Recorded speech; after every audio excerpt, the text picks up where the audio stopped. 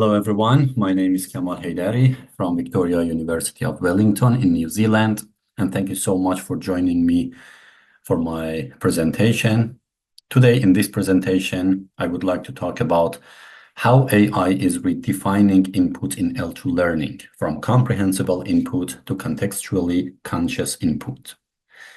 What I'm gonna talk about is first, I will outline a theoretical and practical shift in second language acquisition, something that moves beyond traditional input models toward a dynamically mediated and ethically grounded and also contextually aware paradigm, which is enabled by artificial intelligence.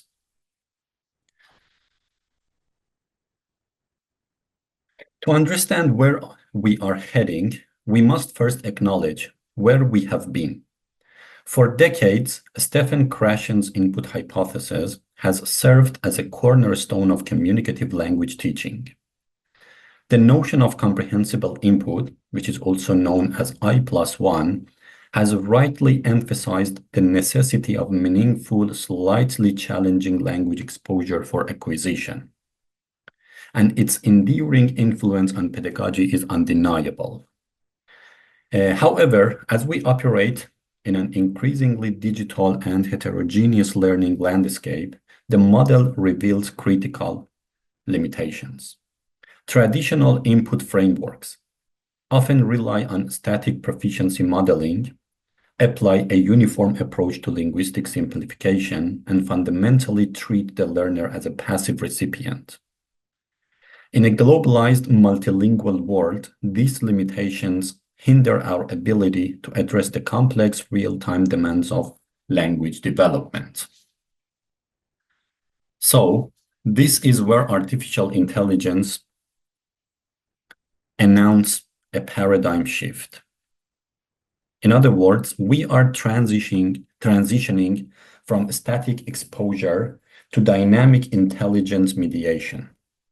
Several technological enablers make this possible. For example, large language models that help us to generate and adapt linguistic content in real time, or effective computing that interprets learner emotion, wearable integration that captures physiological feedback, or the reinforcement learning algorithms that continuously optimize instructional pathways.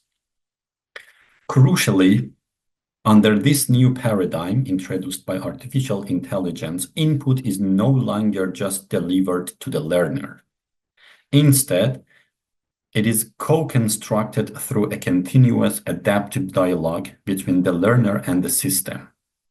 This represents a fundamental reconfiguration of how linguistic input is curated or processed and finally internalized. This is very important. To explain this shift further, I would like to propose the framework of contextually conscious input. What stands at the core of this proposal and this approach is that it operates on a single principle, that is, input must optimize psychological accessibility without sacrificing sociocultural richness. Unlike traditional models that strip away complexity to ensure comprehension, contextually conscious input preserves the pragmatic, cultural, and interpretational dimensions of language, which dynamically adjust to the learner's immediate cognitive and affective state. It's not about simplification. It is about intelligent, responsive scaffolding. This framework is typically operationalized through four interconnected dimensions of contextual awareness, as you see. First, the affective dimension, which increases natural language processing and vocal prosody to detect real-time emotional states such as frustration, anxiety, or flow. The system responds by increasing scaffolding during high anxiety moments and also introduce productive challenges when engagement peaks. Second, the sociocultural dimension, which recognizes the learner's cultural schema, adapting metaphors, examples, and pragmatic norms in order to align with their background while deliberately exposing them to diverse Englishes and intercultural communication styles.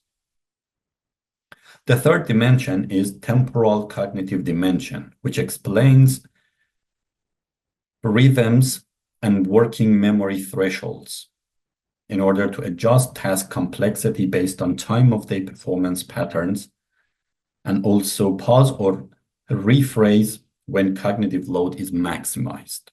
And finally, the last dimension is the emerging physiological dimension, which integrates wearable data like typing rhythm, voice stress markers, and also heart rate variability, which is very interesting, in order to adjust engagement calibration. This dimension is strictly governed by ethical boundaries, requiring explicit consent, anonymization, and learner-controlled data sharing.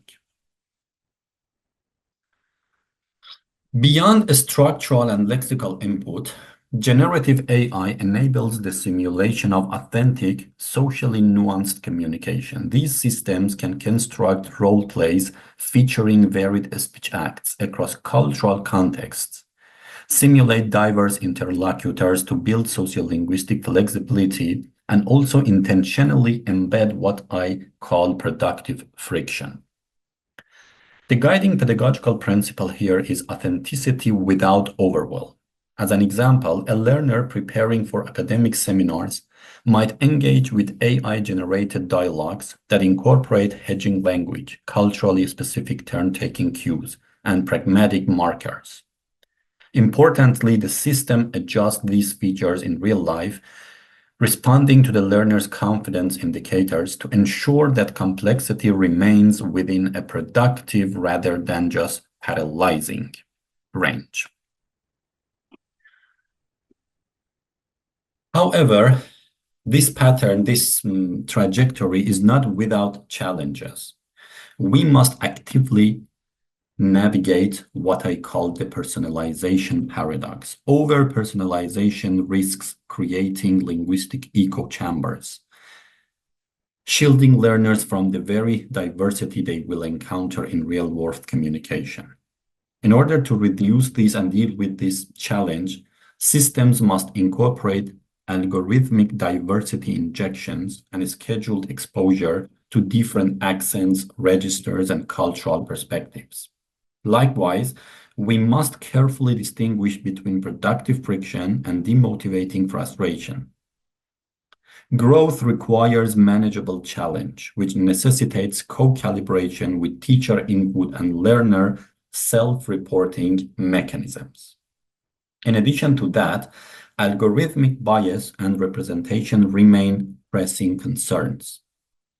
In other words, training data imbalances may inadvertently privilege certain dialects or communication styles, demanding diverse data sets, ongoing bias audits, and community co-design. And finally, the collection of effective and physiological data raises profound ethical questions. We should not ignore ethics. Explicit consent, transparency, and clear opt-out pathways are non-negotiable. Learners need to retain full agency over how their data informs pedagogical adaptations.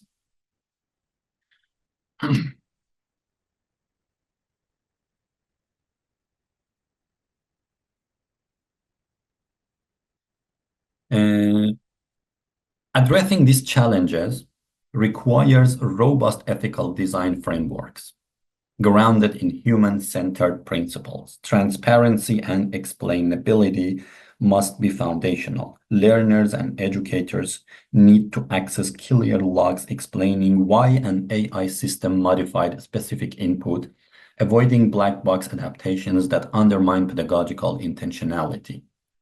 Learner sovereignty is also equally critical, which makes it necessary to control data sharing, also to control adaptation preferences, and also monitor the right to reset personalization or request human-mediated instruction. Moreover, AI must function as a tool for educator augmentation, not just replacement. Teachers need actionable dashboards that translate system analytics into informed instructional decisions. All these principles must align with established global and regional guidelines, including UNESCO's 2023 guidance on AI in education, which is very important. Also, the EU AI Act's provisions for high-risk educational systems and localized frameworks such as Waitangi principles in New Zealand, which emphasize partnership, participation, and protection. All taken together, the core argument of this presentation is that AI enables a definitive paradigm shift from comprehensible input to contextually conscious input. The critical balance we must maintain is that personalization must serve growth, not comfort. This is very important. In order to realize this vision, I urge coordinated action across the ecosystem. Researchers must prioritize longitudinal cross-cultural studies on AI-mediated input efficacy. Developers must embed ethical frameworks, bias mitigation, and learner agency into system architecture by design. Educators must also actively co-design AI tools while preserving pedagogical intentionality in technology integration. And policymakers need to fund rigorous research while developing agile human rights-based governance for educational AI.